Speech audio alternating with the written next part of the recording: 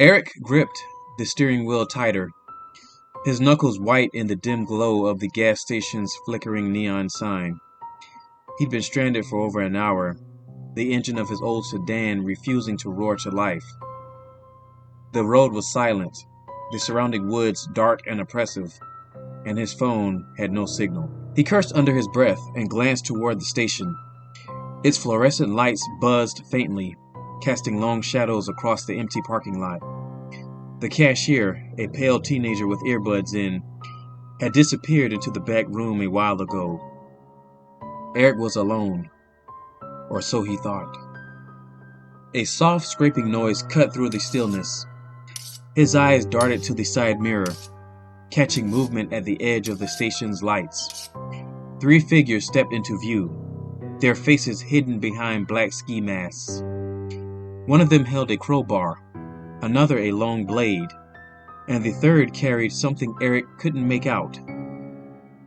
Heart pounding, Eric locked the car doors. The men began walking toward him, their pace slow and deliberate, like predators savoring the hunt.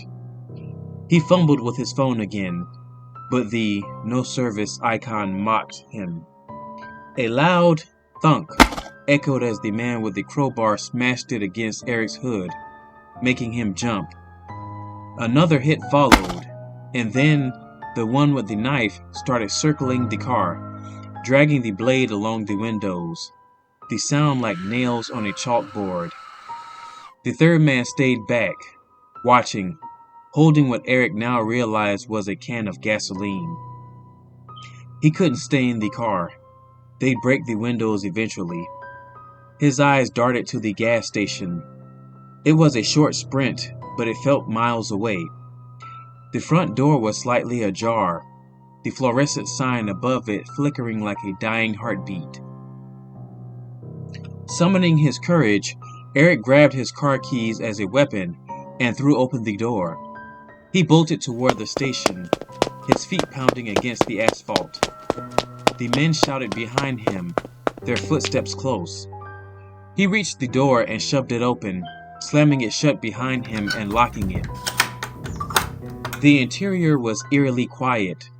Shelves of snacks and drinks stood like sentinels, and the air smelled faintly of cleaning supplies.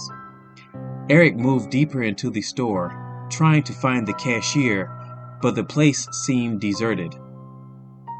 The front door rattled as the men tried to force it open. Eric grabbed a broomstick from a corner and braced himself. The silence was broken by the sound of glass shattering. He spun around to see one of the masked men climbing through a broken window. Eric swung the broomstick with all his strength, striking the intruder in the side. The man grunted and fell back, but another was already crawling through. Eric retreated, heading for the storage room in the back. He slammed the door shut and locked it, his breath coming in ragged gasps. The storage room was dark, lit only by the dim glow of an emergency exit sign. Eric pressed his ear to the door, listening to the men's muffled voices. They were searching for him, their heavy boots thudding against the tiled floor. A sudden creak behind him made him freeze. Suddenly, he turned to see a trap door in the floor, partially open. A faint, acrid smell wafted up from the darkness below. He stared at it, his mind racing. Was this his escape, or a trap? The door to the storage room began to splinter as the men pounded on it. Eric had no choice. He lifted the trap door and climbed down into the darkness, pulling it shut above him just as the storage room door burst open.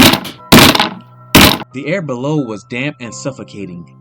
He felt his way through the pitch-black space, the walls rough and cold against his fingers. His footsteps echoed, the sound swallowed by the oppressive silence. A faint light appeared ahead, flickering like a candle. Eric moved toward it, desperate for any sign of safety. The tunnel opened into a small circular room. In the center was an old wooden table, and on it lay a worn journal and a single burning lantern. He flicked open the journal, its pages filled with scrawled handwriting. The words sent a chill down his spine. They always come at night. They never let you leave.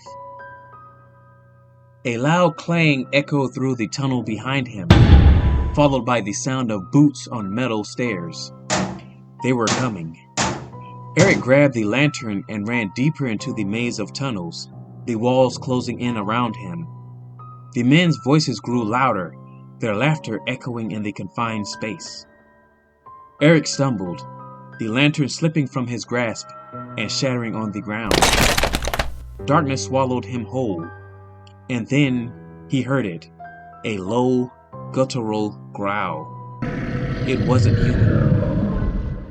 The men stopped chasing him.